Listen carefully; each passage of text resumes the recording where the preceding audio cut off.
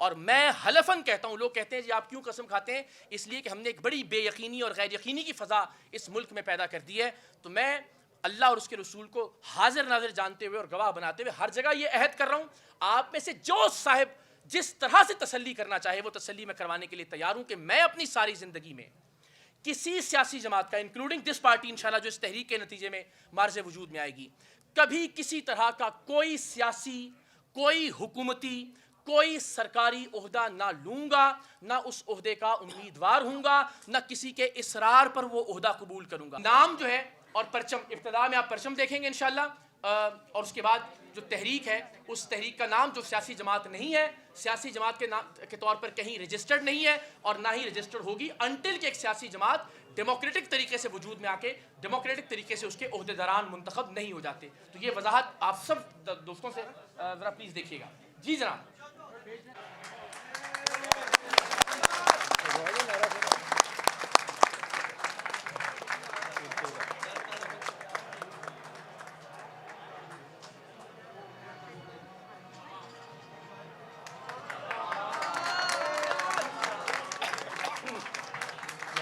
تو جناب اب کہ جمہوریت کا جو مطلب ہے وہی عوام راج ہے.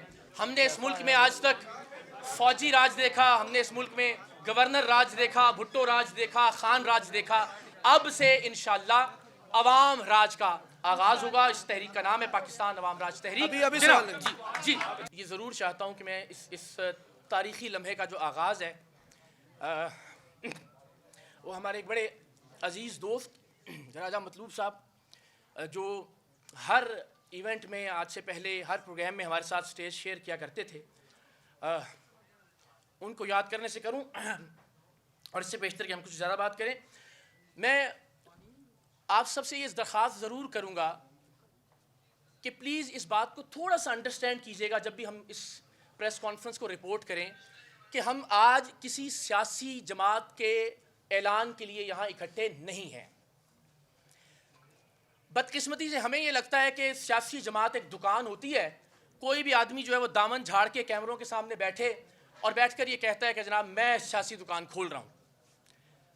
انفارچونیٹلی دکانیں یا سیاسی جماعتیں بدقسمتی سے پاکستان میں اس طرح سے کھلتی رہی ہیں. میں یہ سمجھتا ہوں کہ سیاسی جماعت چونکہ کوئی دکان نہیں ہوتی، کوئی کاروبار نہیں ہوتا کہ جس کو اچانک سے کھول لیا جائے.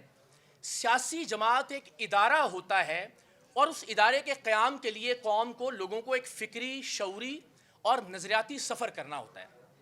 تو آج ہم ایک ایسی تحریک کا آغاز کر رہے ہیں جو انشاءاللہ پاکستان میں ایک نئی سیاسی جمہوری جماعت کے قیام پر منتج ہوگی.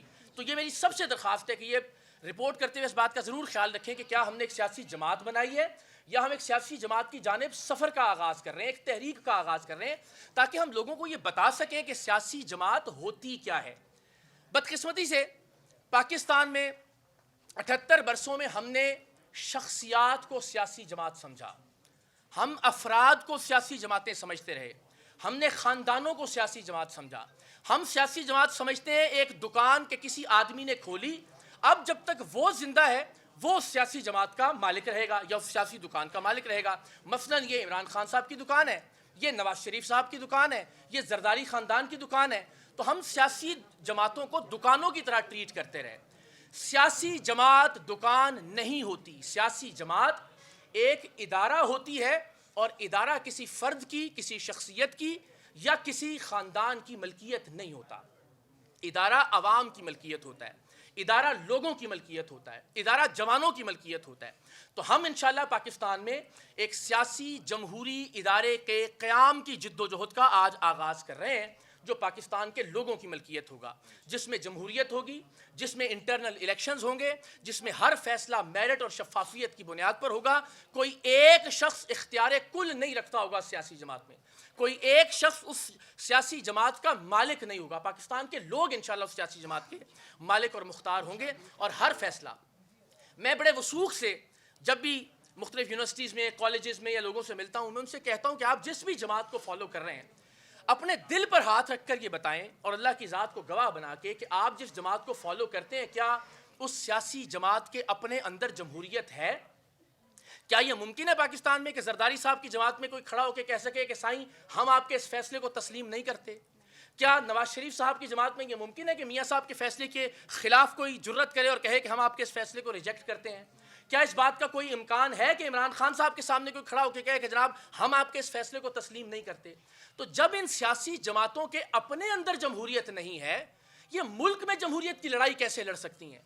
اتنی بڑی بدقسمتی ہے پاکستان میں، 78 سال میں جمہوریت کے نام پہ پاکستان کے لوگوں کو بیوقوف بنایا جاتا رہا کہ آپ کو ملک میں جمہوریت چاہیے لیکن اپنی سیاسی جماعت میں جمہوریت نہیں آنے دیں گے. آپ کو ملک میں فیئر الیکشنز چاہیے لیکن پارٹی کے اندر کبھی الیکشنز نہیں کروائیں گے.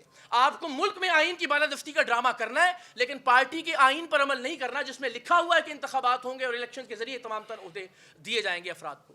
تو پاکستان میں جمہوریت کے نام پر، جمہوری جماعتوں کے نام پر اور سیاسی جماعتوں کے نام پر ایک فراڈ کیا جاتا رہا ہے، اور بدقسمتی سے یہی وجہ ہے کہ جس مقام پر آج ہم کھڑے ہیں اس سے 1 انچ ہم نہ آگے بڑھ سکتے ہیں، اور بدقسمتی سے ماضی کے مقابلے میں ہم ہمیشہ پیچھے چلے گئے. میں آپ سے سادہ سی درخواست کرتا ہوں، ہمیں لگتا ہے اس ملک میں کہ ہم جمہوریت کی جد و جہد کرتے رہے ہیں، لیکن معاف کیجیے گا ہم افراد اور شخصیات کی لڑائی لڑتے رہے ہیں اس ملک میں.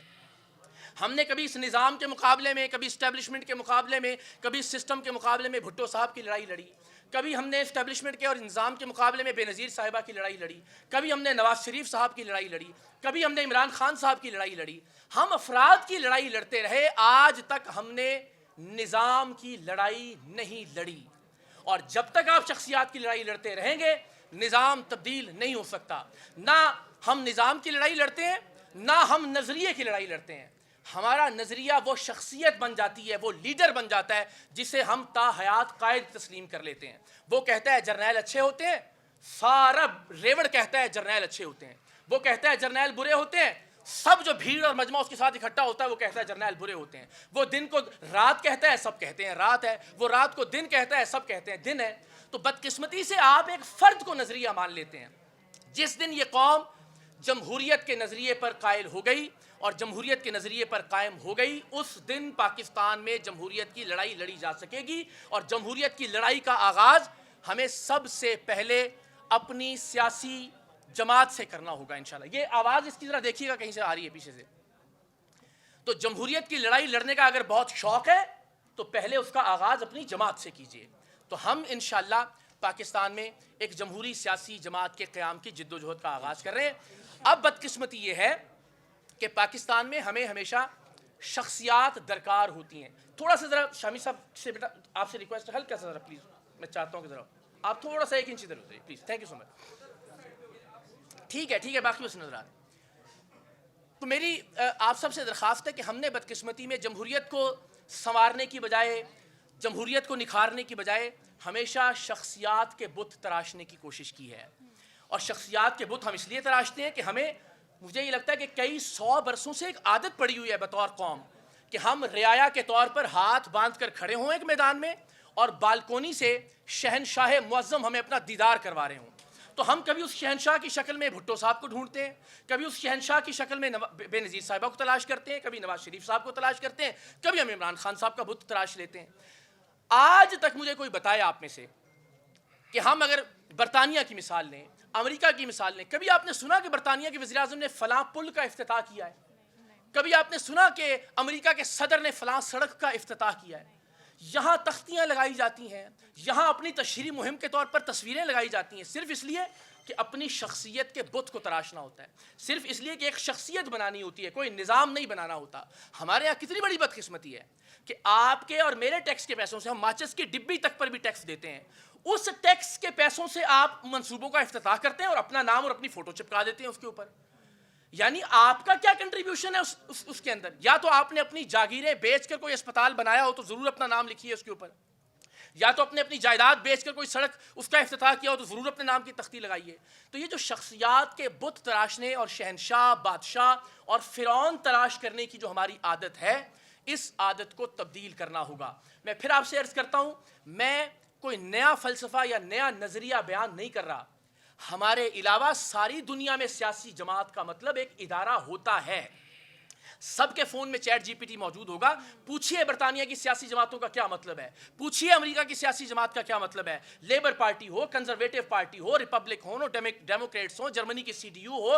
دور کیوں جائیے, اپنے خطے میں بھارت کی بی جے پی کا موازنہ کیجئے, لاکھ اختلاف کیجئے دشمن سے, لیکن اگر اس کی کوئی ایک اچھی بات ہے تو اس کو جانچنے میں پرکھنے میں کوئی آر نہیں ہونا چاہیے. ان سیاسی جماعتوں میں ہر مخصوص مدت کے بعد انتخابات ہوتے ہیں, اور انتخابات کے بعد لیڈرشپ تبدیل ہو جاتی ہے, اور لیڈرشپ جو ہے وہ منتقل ہوتی ہے نئے لوگوں کے اندر.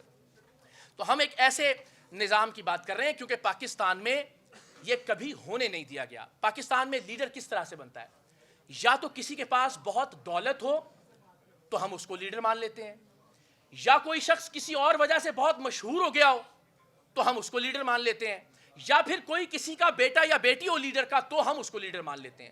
اس کے علاوہ مجھے یہ بتائیے کہ کیا طریقہ کار ہے پاکستان کے اندر کہ بورے والا کا, سہون کا, دادو کا, کھیوڑا یا جہلم کا, گلگت بلتستان کا, آزاد کشمیر کا کوئی مڈل کلاس نوجوان قائد یا لیڈر بن سکتا ہو؟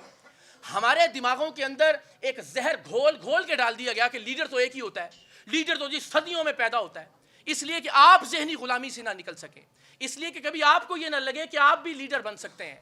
تو آپ سے درخواست ہے کہ یہ ذہنی غلامی کے تالے توڑنے کی کوشش کیجئے. پاکستان کا ایک عام آدمی, پاکستان کا مڈل کلاس نوجوان بھی اتنا ہی باصلاحیت ہے, اتنا ہی قابل ہے جتنے یہ وڈیرے, یہ سرمایہ دار, یہ جاگیردار, یہ شریف, یہ زرداری یا خان ہیں. یہ لوگ صرف اور صرف اپنی دولت کے بلبوتے پر, یعنی اس ملک کے اندر 78 سال میں ہم ایک مڈل کلاس وزیر اعظم نہیں بنا سکے. ایک وزیر اعظم ایسا نہیں ہے جو مڈل کلاس سے تعلق رکھتا ہو جس کو ہم نے منتخب کیا ہو. کوئی سرمایہ دار, کوئی ایچ ایس این کالج کا پڑھا ہوا, کوئی وڈیرا, کوئی جاگیردار, کوئی وزیر اعظم, ابن وزیر اعظم, بنتے وزیر اعظم, پھر ابن وزیر اعظم. مڈل کلاس کے لوگوں کو جب تک اس ملک میں موقع نہیں ملے گا, اور وہ ان پولیٹیکل پارٹیوں میں نہیں ہو سکتا. ان پولیٹیکل پارٹیوں کے جو سیاسی ڈکٹیٹرز جو قابض ہیں ان کے اوپر, یہ سیاسی ڈکٹیٹر